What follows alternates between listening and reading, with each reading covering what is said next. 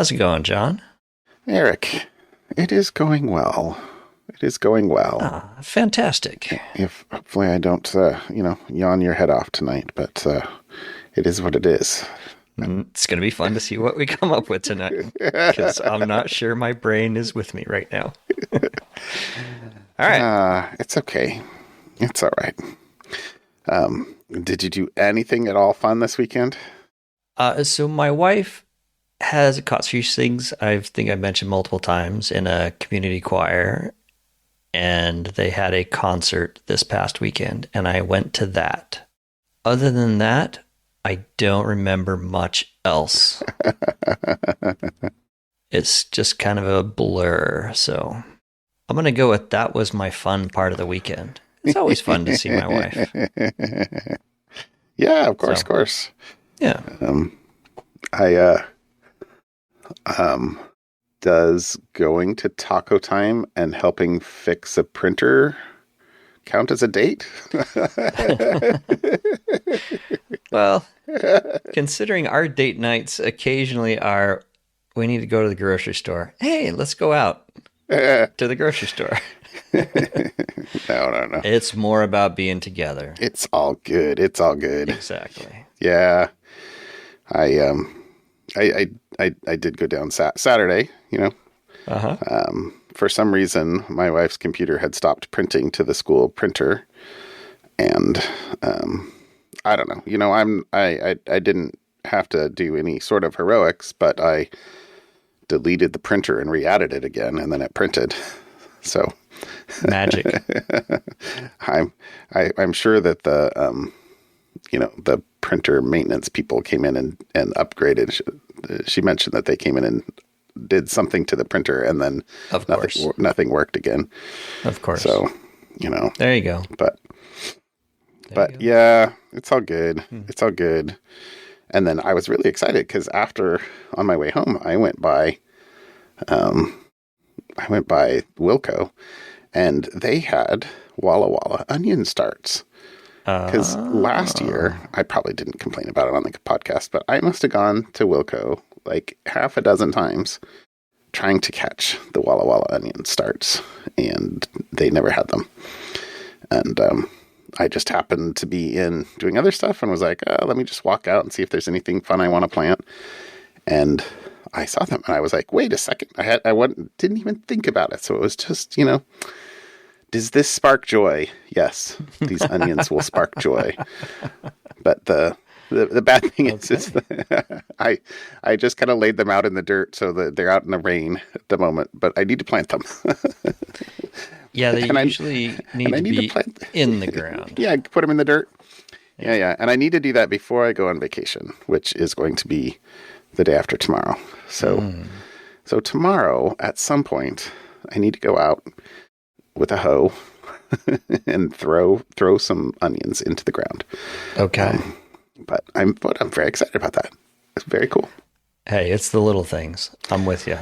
Well, I think I don't know. I was trying to decide if I've planted a bunch of bulbs, because the nice thing about planting bulbs is that they come up like next year, and you didn't have to like replant them. That's pretty cool. Mm-hmm. So it's the little things. Okay.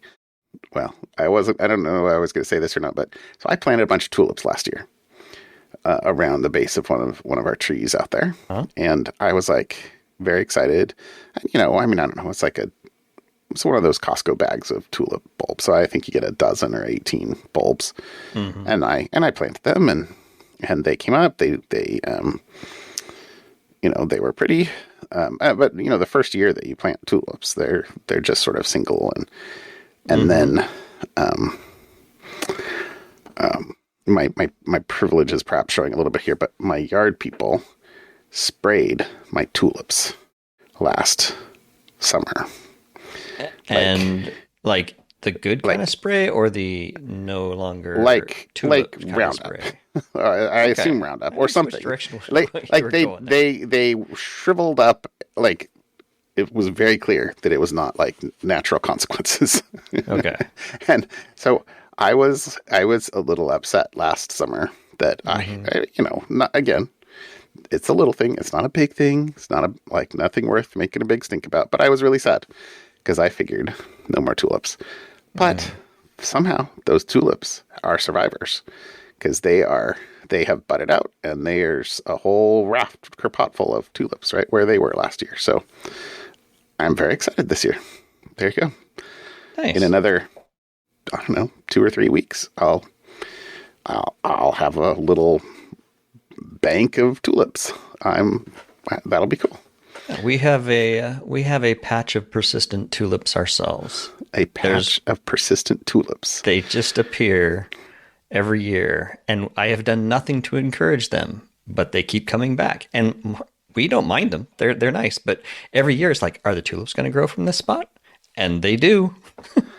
Well, do you want more tulips? Because that's the other kind of cool thing about bulbs is that you can kind of dig them up and give them a little bit of space, and then they continue multiplying. Yes. Anyway, this has been bulb talk with mostly bulbs. Okay. All right. Sorry, it's all good. It's all good. Funny. Sorry, I was debating to continue down the path with the dad joke of light bulbs I had to replace throughout the house today, since this is bulb talk.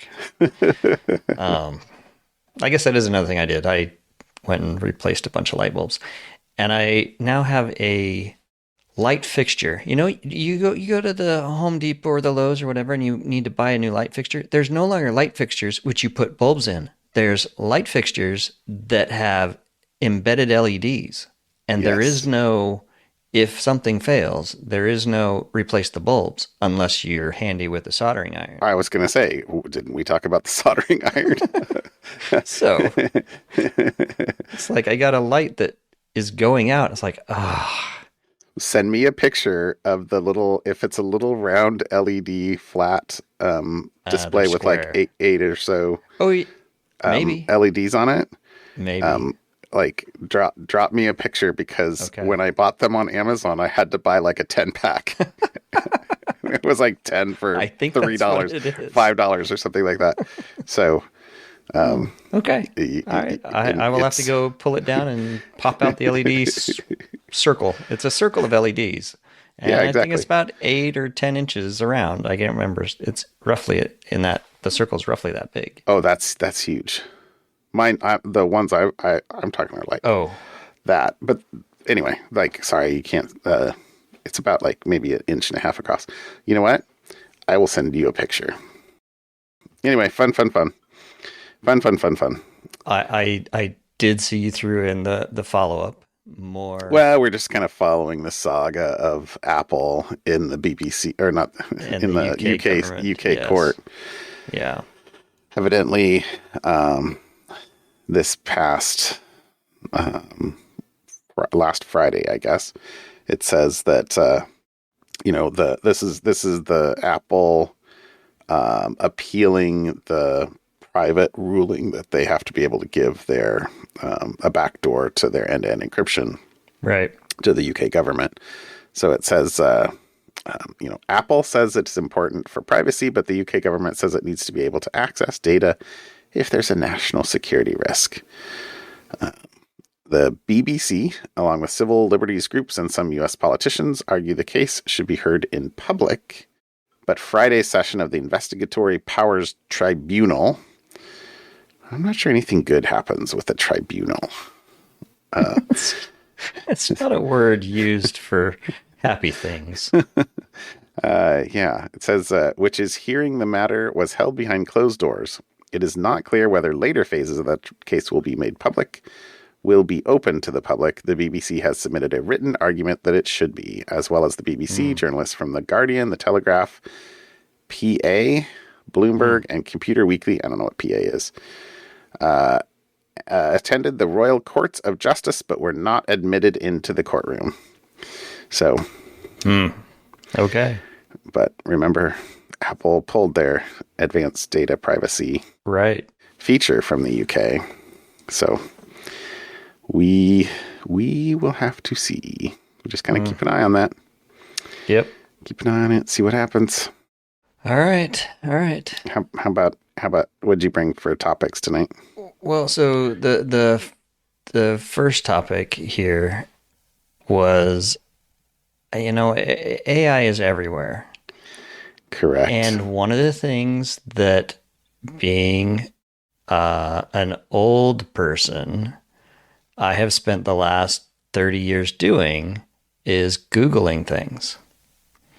You know what folks no longer do? They no longer Google things. You haven't So, quite, well, 30? No, you have not quite spent the last 30 years Googling things. But I'll give you your hyperbolic statement. thank you. Thank you.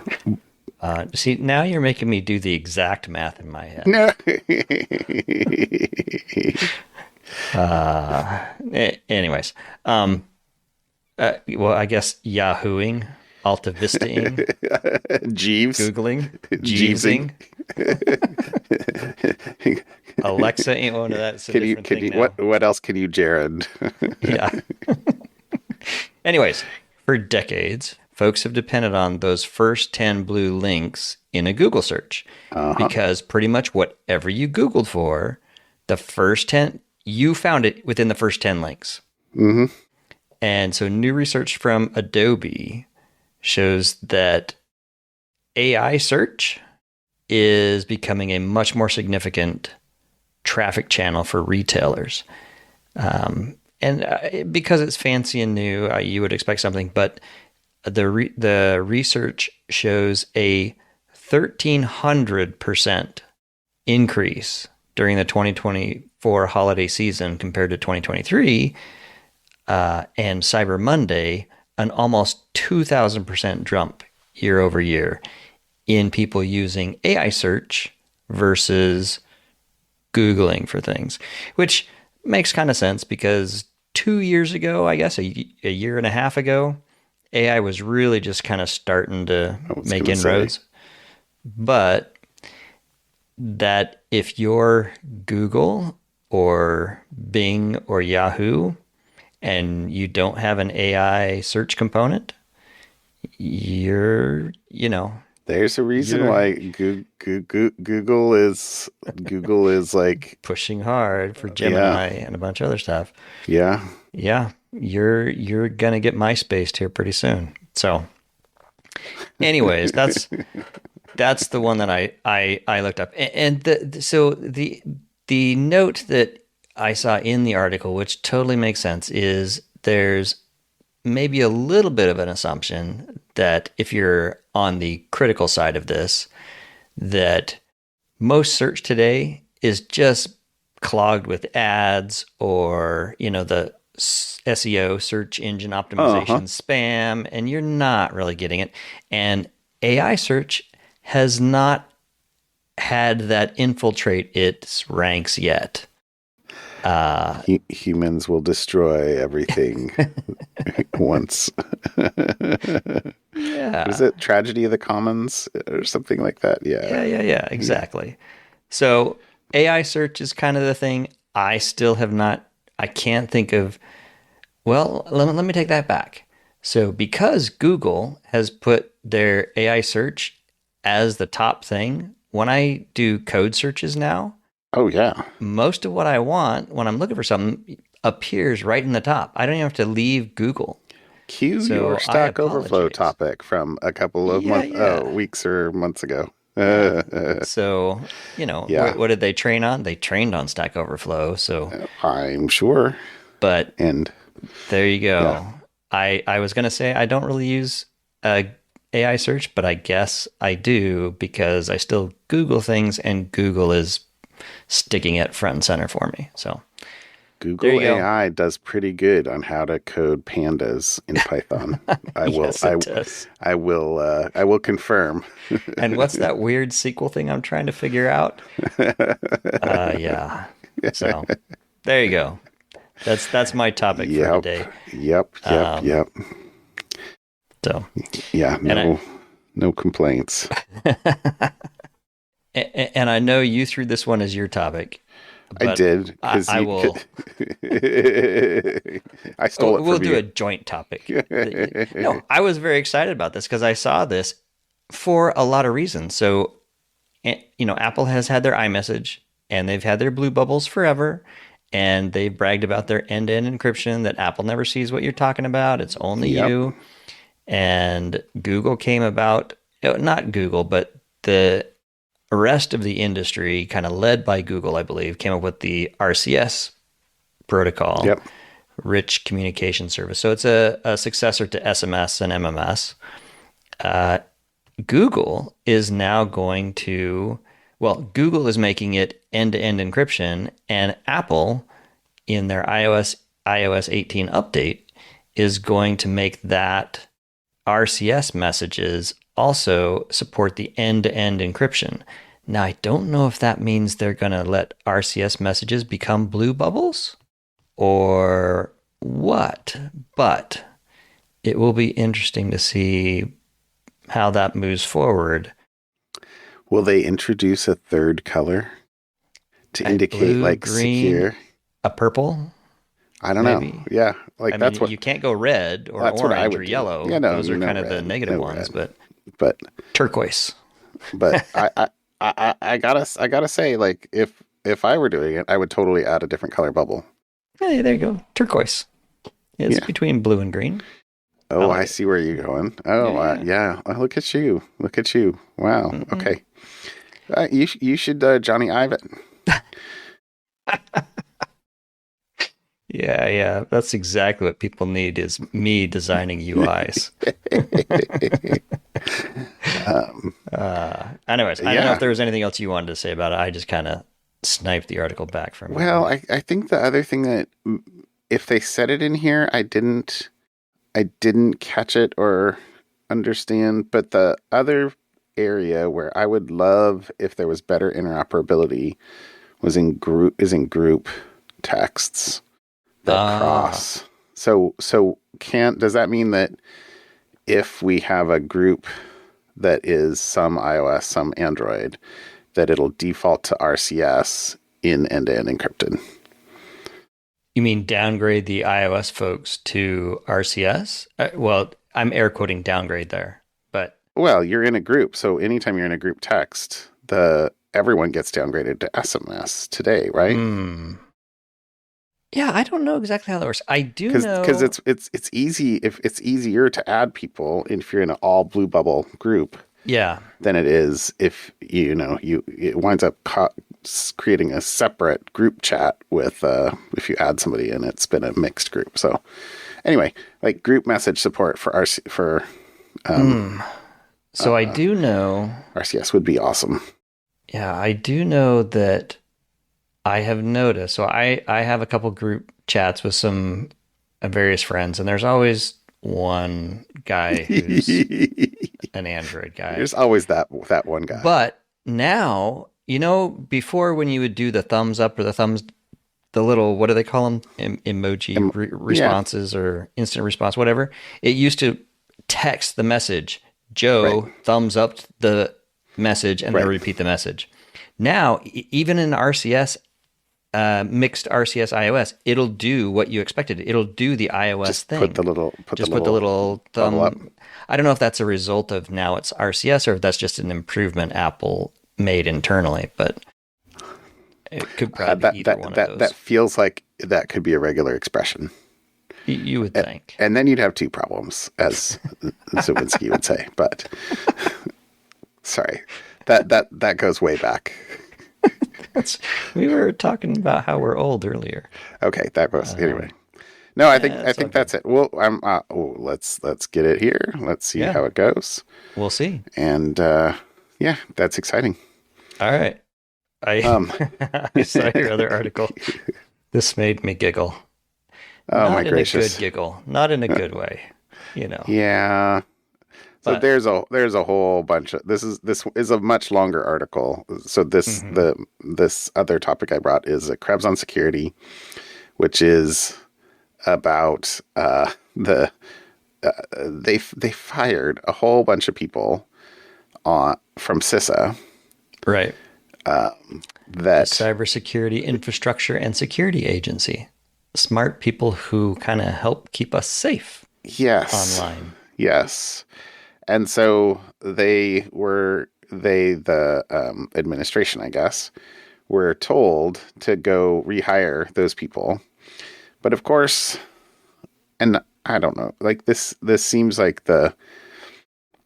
what's the dumbest possible way we could do this so that it meets the letter of the law? I don't know.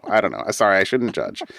Basically, the they posted something to the CISA website and to another administration agency's website that says if you were fired and you want to have your job back and then be put on immediate academic suspension, that you should send us an email with private information in a password protected zip file, like your social security number or your date of birth, and any firing documentation in an email. And how are you supposed to pass the password? Like And use the password. Everybody has to use the same password, but they did not say how to tell them the password. Here, I sent him a Presumably password you protected send email. it Good luck. in the body. These are Now they're getting the NSA to decrypt a bunch of zip files. Oh man. I mean, like CISA, if you're trained to work at CISA, like you've got to be passionate about actually doing good for the world and taking a government salary. You could probably make a lot more money working for a large company or even a security company. So anyway, sorry, that's John commentary. There's some, I've worked with a lot of good people who really were passionate about protecting the country. Anyway, so these it says, let's see, Krebs. He's got a very dry sense of humor. Yes. Yes. Email is about as secure as a postcard sent through the mail. Because anyone who managed to intercept the missive anywhere along its path of delivery can likely read it. In security terms, that's the equivalent of encrypting sensitive data while also attaching the secret key needed to view the information. So, yeah. Rob Joyce, who I'm sure we've mentioned before, who spent 34 years at the NSA, told Congress how important those employees are in sustaining an aggressive stance against China in cyberspace. Here's the quote. At my former agency, remarkable technical talent was recruited into developmental programs that provided intensive, unique training and hands-on experience to cultivate vital skills. Eliminating probationary employees, because that's what actually got eliminated, was any probational employees just go. Eliminating probationary employees will destroy a pipeline of top talent responsible for hunting and eradicating Chinese threats. Now, it sounds like he just said threats, but they put Chinese threats in the square bracket. So, but the Krebs article goes on and on about lots of other actions that have happened in the last little bit and other agencies and stuff like that, and just the foibles of what's going on at the moment, including the fact that evidently there was a quote in there that I didn't pull it out, but it was that the administration decided that the security clearance process took too long, so they would just declare anyone they decided to give access to as having top secret clearance. So then their risk went away. There you go. Oh, and that all of these laid off workers are a rich target for foreign adversaries to co-opt. Of course they would be. So active space. There you go. Anyway, it's a mess. It's a mess. Yep. But maybe some people should send some password protected zip files. and then whisper the password through a tin can and a string. I can't. I can't even. All right. I need something fun. Tell me something fun tonight. Okay. So my something fun. So, I like ramen, and Okay. I wondered, have I ever talked about ramen Is it the on the top? podcast before? Well, see, when I say ramen, I am not referring to the 50 packs of ramen you got for $5 at Costco that, got you through college. I'm talking about Or tonight, but okay.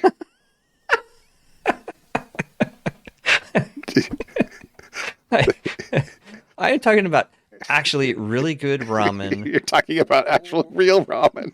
where the soup, the liquid part is actually foamy on the top, and it's got veggies and anyways. I Oh, actually, me. yes, a good ramen, there's a foamy film on the top of the that's how you can tell if it's good ramen. But I apparently talked about ramen 2019, early 2019. Okay. The title of the episode was 85, episode 85, Trotters Trot Feet. I just made the connection. That's a great title. Okay. Yes. Apparently, it was a food episode. Okay. So, uh, anyways, I talked about homemade ramen noodles, making homemade ramen, Okay. which we did. I vaguely remember that. But Yeah. one of the things my wife and I did this, God, was it the weekend or was it? I think it was Monday night, or maybe it was last night. I think it was last night. I don't know. It's all a blur. We actually went to ramen. We found a really good ramen place that's not too far from our house, and we went to this ramen place. It was really yummy. It's called Fudoyama Ramen, which is literally translated from the Japanese to Mount Hood. So it's Okay. a Portland, Oregon, local ramen place, which I think is fantastic. Now, the you're not going there if you're in a hurry, because they are in Okay. no hurry to refill drinks, to bring you a check, to do any. You go there to kind of sit and enjoy the ramen, and it Okay. is really tasty. So Enjoy the ramen. that is my something fun is a find a yummy ramen place. Good ramen is good. I do not know that I have ever had anything other than top ramen.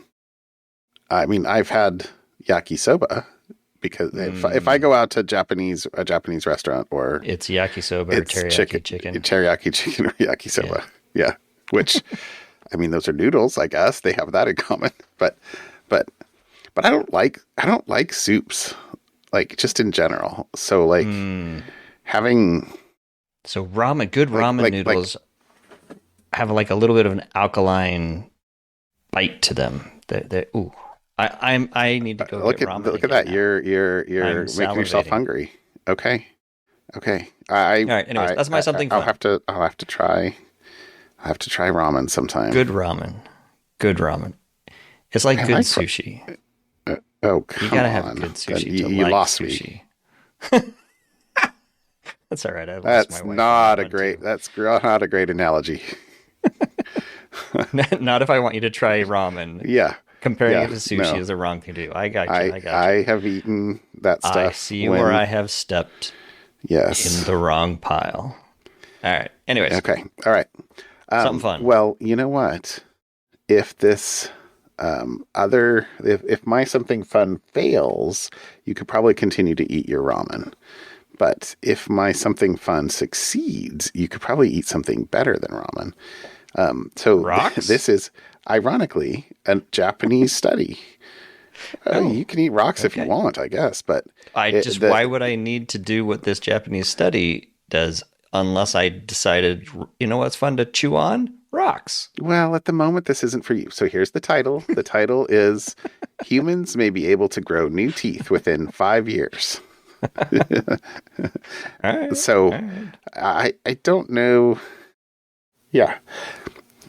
I, I don't know. So at the moment, they're targeting people that have congenital tooth problems. Okay. But Can I eat lots of sugar now? well, again, that would not be congenital. I don't know what that word means, so I'm gonna keep stabbing in the dark till I can Oh, enjoy there is a this. word in here that I learned. Well, congenital, I think congenital means like from birth, like a biological. Um, Real-time follow-up. Condition or trait that is present at birth. Gold star for okay, John. there we go. But there is a word in here that I didn't know. Mm. Let me find it. Where is it?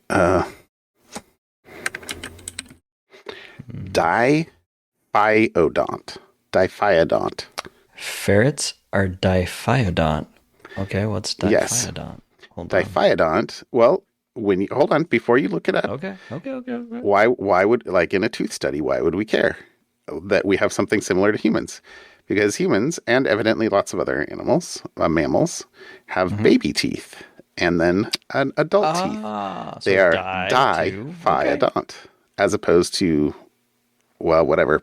I'm guessing there's a poly in there somewhere for Like sharks. crocodiles or sharks, right? Yeah, Don't they yeah, grow? continuously grow. Okay. Or I feel like there was a mono as well. Anyway, doesn't matter.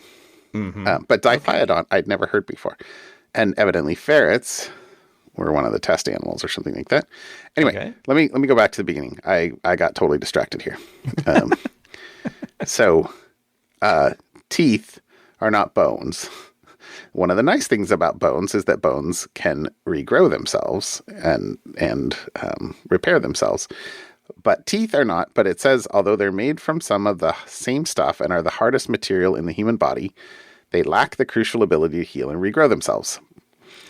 But Japanese researchers are moving forward with an experimental drug that promises to regrow human teeth. Human trials start September 2024. Oh, started. Mm-hmm. 9 months ago, 6 months ago, something like that. The development follows years of study around a particular antibody named uterine sensitization associated gene 1, USAG1, which has been shown to inhibit the growth of teeth in ferrets and mice. So these scientists discovered a monoclonal antibody that disrupted the interaction between USAG1 and molecules known as bone morphogenic proteins, or BMP. We knew, here's a quote from the scientists, we knew that suppressing USAG1 benefits tooth growth. What we did not know was whether it would be enough. Ferrets are diphyodont animals with similar dental patterns to humans. They've done this experiment in ferrets, and now scientists will see just how similar they are to ferrets. Because humans are undergoing a similar trial. Lasting 11 months, the study focuses on 30 males between the ages of 30 and 64, each missing at least one tooth. The drug will be administered intravenously to prove its effectiveness and safety. Luckily, no side effects have been reported in previous animal studies. If all goes well, Kitano Hospital will administer the treatment to patients between the ages of 2 to 7 who are missing at least 4 teeth, with the end goal of having a tooth regrowing medicine available by the year 2030. While these treatments are currently focused on patients with congenital tooth deficiency, Takahashi hopes the treatment will be available for anyone who's lost a tooth. Well, this fits with my boy was born missing 7 teeth. Okay. And they, over the years, they kept oddly, they were able to keep a couple of his baby teeth, like permanently, which that would sound weird. So my boy would have benefited from this if this is a thing. So more power to you. This would be cool. Like, yay science. Yeah. I mean, maybe. Let's see how the study goes. Yeah. I'm picturing, like sci-fi fantasy, like this happens, then in like 100 years people have vampire teeth, or do things with their teeth as aesthetic statements. Well, they do it today with fake teeth, right? With implants. They do vampire teeth with implants today. Do they? Yeah. I don't run in those circles. I did not know that. I mean, That's all right. I mean, I knew they had those things that you stick on your teeth, like No, no, you from a can kid as a get, kid. you can, yeah. Uh, Polyphyodont, crocodiles, Polyphyodont. sharks, crocodiles, geckos. Did you know? Sorry, I had to Google it. Geckos. What other ones? The ones you wouldn't expect? Manatees, elephants, and the most unlikely one, kangaroos. Apparently, kangaroos. Weird. Polyphyodont. Are all Most fish that have marsupials? teeth. It doesn't say. It says manatees, elephants, and kangaroos are unusual among mammals because they are polyphyodonts, in contrast with most other mammals which replace their teeth only once in their lives. Diphyodont. Weird. So there you go. Well, I learned something new tonight. And that's I good. You should yeah, learn something every day. learn something new every day. It's a fantastic way to live your life. Right? There you go. All right, All right, John. my friend. I will see you later. I will not be eating rocks anytime soon. Good plan. Have a good night. All I'll right. talk to you later. Night. Bye. Bye.